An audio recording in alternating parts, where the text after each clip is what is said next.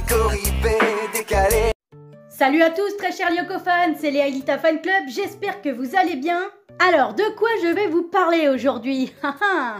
Eh bien, je vais essayer de faire preuve d'originalité en vous proposant un sujet qui, je l'espère, est inédit. Et oui, puisqu'aujourd'hui, on va s'intéresser aux personnages d'un seul épisode.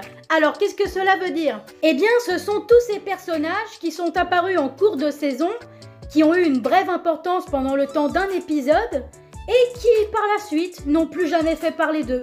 Et on va essayer de voir ensemble si, pour le coup, pour certains personnages, est-ce que ça valait vraiment la peine de les laisser en stand-by, ou au contraire, il aurait peut-être plus fallu creuser un petit peu leur personnalité, leur donner un peu plus d'importance dans la série. Enfin voilà, je vais vous donner mon point de vue sur la question. Quant à vous, je vous invite également à partager votre avis en commentaire. N'hésitez surtout pas à bombarder l'espace. Putain, la grosse forceuse. Non, mais vraiment, sérieusement, j'insiste vraiment là-dessus. Et d'ailleurs, je suis peut-être chiante avec ça.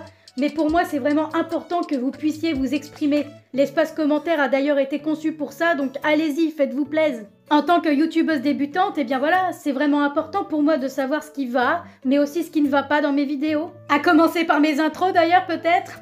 Je sais pas, elles sont peut-être trop longues, à vous de me le dire. Mais bref, allez, assez de blabla comme ça, et voyons tout de suite ensemble le premier personnage. Bien, on commence tout de suite avec le personnage de Théo Gauthier, qui fait son apparition pour la première fois dans l'épisode 16, Claustrophobie, en tant que nouvel élève du collège Kadik. Ce nouvel étudiant étant arrivé en plein milieu d'un match de foot qui oppose l'équipe de Sissi à celle d'Ulrich et Odd, en profite donc pour faire leur connaissance. Tout de suite, il nous apparaît alors comme étant un garçon très sociable et fort sympathique, mais en voyant la charmante jeune fille du proviseur Delmas, oui, je parle bien de Sissi, et bien tout de suite c'est le coup de foudre, la flèche de Cupidon l'a transpercé en plein cœur. Et contre toute attente, le coup de foudre est réciproque. Et Ulrich dans tout ça alors... Bah écoutez, Balek, ce qui n'est bien sûr pas du tout au goût d'Hervé qui est lui-même amoureux de Sissi. Donc là, on a un espèce de triangle amoureux qui se forme entre ces trois-là. Et à partir de là, Hervé pète littéralement les câbles. Il ne peut plus contenir la jalousie qui grandit en lui et la laisse donc exploser au grand jour. Avec l'aide de Nicolas, il met donc au point un piège visant à faire renvoyer Théo de l'établissement. Mais pas de bol, ils sont rattrapés par le karma, ou plutôt par Ulrich et Odd venus en aide à Théo, en les piégeant à leur tour. Cette scène est très drôle d'ailleurs. Mais voilà, la réaction de Théo est pas vraiment celle que les héros attendaient, puisqu'au lieu de les remercier, il va plutôt les envoyer un peu chier, et se méfier davantage d'eux. Et là, ce qui est intéressant, c'est de constater qu'au final, Théo ne fait partie d'aucun clan. D'un côté, il cherche à entrer dans la bande de Sissi uniquement parce qu'elle lui plaît, et donc il se met à dos tous les autres membres du groupe. Et de l'autre, Ulrich et Odd sont plus enclins à sympathiser avec lui, mais c'est Théo qui ne veut pas d'eux et qui les rejette. Donc au final, le gars il est tout seul. Et là, on se demande vraiment ce que les scénaristes comptent faire du personnage, parce que ça part dans tous les sens. Il y a bien un début de développement, mais il n'y a aucun aboutissement derrière. Bon après, je m'emballe un peu, l'épisode n'est pas terminé, il peut encore se passer plein de choses. Et c'est justement pendant l'attaque de Xana que ça va être intéressant. Et oui, comme on peut s'en douter, Théo est une victime collatérale de Xana. Il est donc enfermé dans le réfectoire avec quelques-uns de ses camarades, notamment Odd et Ulrich, et on constate d'abord qu'il fait preuve d'un sang-froid exemplaire. Pendant que certains de ses camarades cèdent à la panique, eh bien lui, il reste calme en toutes circonstances. Il prend même le temps de rassurer certains d'entre eux, notamment Hervé, et se transforme même en super-héros pour voler au secours de Sissi. Si c'était pas mignon ça. Mignon mais surtout très cliché, mais bon, bref. Mais une fois le retour vers le passé lancé, il va y avoir une petite dinguerie. Vous le savez comme moi, seul notre petit groupe de héros préférés est immunisé face au retour dans le temps. Ce qui les conduit à agir différemment de la première fois en fonction de ce qu'ils ont vécu pendant l'attaque de Xana, généralement. À la différence, les personnages secondaires, eux, se comportent de la même façon. Sauf que là, avec Théo, eh bien ce n'est pas du tout le cas. Lui qui a eu un véritable coup de cœur pour Sissi en début d'épisode, eh bien après le retour dans le temps, il n'en a plus rien à carrer. En revanche, il semble avoir jeté son dévolu sur Yumi, aux plus grandes dames d'Ulrich, en plus de cette liée d'amitié avec Odd, visiblement. Et c'est ainsi que l'épisode se termine, non sans frustration pour ma part. Ah là là, ouais. Avec ce final d'épisode, j'ai vraiment senti que les scénaristes ont eu la volonté d'approfondir le personnage, mais qui au final se sont ravisés, et c'est vraiment dommage. Du coup, c'est bizarre parce qu'on se retrouve avec un perso qui a été soit trop développé, soit pas assez, selon le point de vue de chacun. Moi, personnellement, j'aurais voulu qu'ils approfondissent un peu plus la romance entre Théo et Sissi. Je pense que ça aurait été pas mal de continuer dans cette voie-là. Bah ouais, c'était le commencement d'une belle histoire d'amour, en plus ils allaient bien ensemble, je trouve. Leur couple aurait mérité de durer au moins jusqu'au début de la saison 2, quoi. Alors après, le fait que Sissi ait un coup de cœur pour le nouvel élève alors qu'elle est dingue d'Ulrich en temps normal, ça peut sembler incohérent. Mais moi, j'ai une petite théorie sur le sujet qui peut sembler farfelue au premier abord, mais qui mérite tout de même réflexion, puisque si on fait attention aux petits détails, eh bien on se rend vite compte que Théo a pas mal de similitudes avec Ulrich. Et ça, aussi bien sur le plan physique qu'au niveau de la personnalité. Voilà, ils aiment tous les deux jouer au foot, ils sont même très doués, ils ont la même couleur de cheveux, leur style vestimentaire se ressemble aussi. En fait, comme Ulrich est inaccessible, j'ai l'impression que Sissi fait une sorte de transfert sur Théo, comme si elle cherchait à retrouver Ulrich à travers lui. En fait, c'est ça. Et concernant le début d'amitié que Théo entretient avec Odd en fin d'épisode, eh bien c'est pareil. J'aurais voulu retrouver ça sur le long terme dans la série. Parce que bon, même si on est amené à revoir Théo dans les futurs épisodes, eh bien c'est seulement en tant que figurant. Voilà, on le voit juste passer dans les couloirs, aller au self et ça s'arrête là. Il n'a plus aucun contact avec la bande par la suite. Et ouais, c'est vraiment dommage quoi. Question cohérence déjà, mais bon. On poursuit maintenant avec le personnage de Thalia, qui elle aussi fait son entrée à Cadic en tant que nouvelle élève, dans l'épisode 10, Créature de rêve, soit 6 épisodes avant l'arrivée de Théo. En voyant débarquer la jeune fille dans leur classe, nos héros sont sous le choc, puisqu'ils sont face à une copie conforme d'Aelita. Ah ouais, c'est dingue, elle lui ressemble comme 2 gouttes d'eau, c'est incroyable. De plus, au-delà du physique, la ressemblance est également présente dans le prénom, puisque Thalia, si on inverse les lettres, c'est l'anagramme parfait d'Aelita, si on emploie la vraie écriture, bien sûr. Mais ce qui est encore plus troublant, c'est que juste avant les cours, Jérémy a lancé pour la énième fois son programme de matérialisation, sans que personne ne sache au final si ça a fonctionné. Bah oui, évidemment, sinon ce serait pas drôle. Et donc, à partir de là, le doute est permis. Jérémy, ne croyant pas à une simple coïncidence, est alors convaincu qu'il s'agit de la véritable Aelita. Tandis que ses amis, eux, sont plus sur la réserve, et ils ont raison. Bref, et donc, pendant presque toute cette intrigue terrestre, nos héros, en plein doute, vont essayer de savoir si Thalia est vraiment Aelita, en allant lui poser tout un tas de questions, parfois indiscrètes même, et en lui faisant également quelques petites références à Lyoko par-ci par-là, pour voir si ça lui dit quelque chose. Mais ça sera un énorme échec, puisque la jeune fille, pensant avoir affaire à une bande de lourdingues qui ne pensent qu'à la draguer, les envoie alors promener sèchement avant de s'en aller. Mais ce test ne freine pas Jérémy pour autant dans sa pensée, bien au contraire, il continue de croire que Thalia est Aelita. D'autant plus que sur Lyoko, Aelita semble être introuvable, ce qui le conforte encore plus dans son idée. Ainsi, selon lui, il n'y a qu'une seule explication possible concernant la réaction de Thalia. Elle est tout simplement devenue amnésique après sa matérialisation. Ah ouais, non mais le mec, il est complètement focus là-dessus, il n'en démord pas. Mais c'est pendant l'attaque de Xana qu'il vrille complètement. Il est tellement sûr de lui qu'il va jusqu'à dépasser la ligne rouge. Il emmène Thalia à l'usine et lui raconte tout. Sur Xana, sur Lyoko, etc. Enfin bref, il a pété un câble, notre ami Jérémy. Il a même carrément arrêté de l'appeler par son prénom. Il l'appelle Aelita. Pour lui, c'est officiel, c'est elle. Suite à ces révélations, Thalia pense vraiment avoir affaire à une bande de gros cinglés et fonce donc prévenir les autorités. Bah ouais, en même temps, difficile de lui en vouloir. Faut se mettre à sa place 2 minutes. La meuf, elle vient de débarquer dans une école qu'elle ne connaît pas, où elle ne connaît personne également. Et là, t'as une espèce de bande chelou qui se ramène, qui lui raconte plein de bails bizarres, et qui l'emmène dans une espèce d'usine abandonnée où il contrôle un super ordinateur ultra puissant. Enfin, moi, je comprends qu'elle est flippée, perso. Bref, et ouais, c'est seulement quand les autorités débarquent à l'usine que Jérémy comprend son erreur. Bon, après, vaut mieux tard que jamais, comme on dit. Mais pas de panique, le secret est finalement sauvé de justesse par le retour vers le passé. Thalia ne se souvient donc plus de rien. À la fin, on a même le droit à une petite anecdote sur elle, puisqu'on apprend par la suite que Thalia est orpheline. Et ouais, encore un étrange point commun avec Aelita. Et c'est sur cette note de coïncidence que se termine l'épisode. Bilan des courses, eh bien on constate que le personnage n'a bénéficié d'aucun développement finalement. On parlait de Thalia uniquement parce qu'elle ressemblait à Aelita, et toute l'intrigue était misée là-dessus. En fait, ce personnage est tout simplement un gros troll, puisque Thalia était là uniquement pour semer le doute, et nous faire croire en la matérialisation d'Aelita. D'ailleurs, contrairement à Théo, on ne la reverra plus jamais par la suite. C'est comme si elle ne faisait plus partie de Cadix. Et je trouve ça incohérent, oui, parce que à aucun moment dans la série, il nous a été certifié que Talia avait quitté l'établissement. De ce fait, comme à l'image de Théo, on aurait dû au moins la revoir en tant que figurante. Pour ma part, je pense que sa disparition de la série est tout simplement due à un choix scénaristique. Au vu de sa ressemblance frappante avec Aelita, les scénaristes n'ont sûrement pas jugé bon de la faire revenir.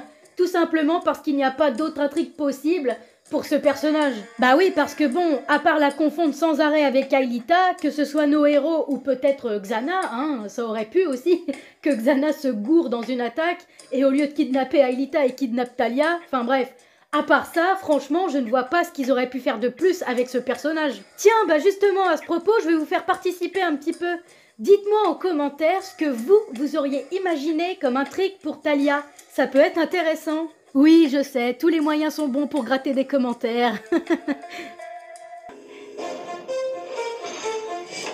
Dans l'épisode 85, la chouin de Cadix, plutôt la belle de Cadix, pardon, Sissi accueille Bringa Heringsdottir, sa correspondante islandaise qu'elle héberge à Cadix pendant quelques jours. Et dès son arrivée, la jeune fille à la beauté extraordinaire devient rapidement le centre d'intérêt de presque tous les garçons de l'école.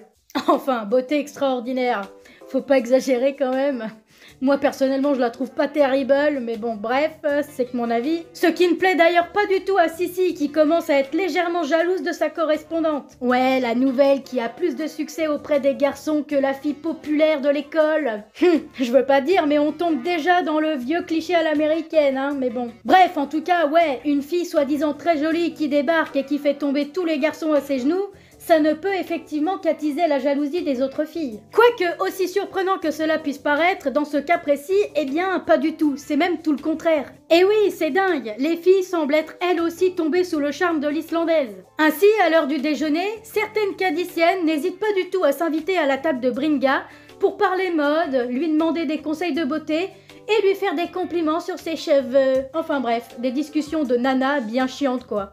Mais bon, au moins il n'y a pas de jalousie, pas de crépage de chignon, ça se passe plutôt bien, donc c'est plutôt un bon point. Enfin, à part peut-être avec Aelita et Yumi, qui elles se montrent plutôt hostiles à son égard. Et oui, Ulrich et Jérémy, leurs amoureux respectifs, ont eux aussi succombé à la beauté fatale de l'islandaise. Et donc évidemment, elles ne peuvent que la détester. Mais c'est finalement sur Odd que la jeune fille jette son dévolu. Le jeune homme qui au départ n'en avait rien à faire d'elle et qui est tombé sous son charme depuis peu.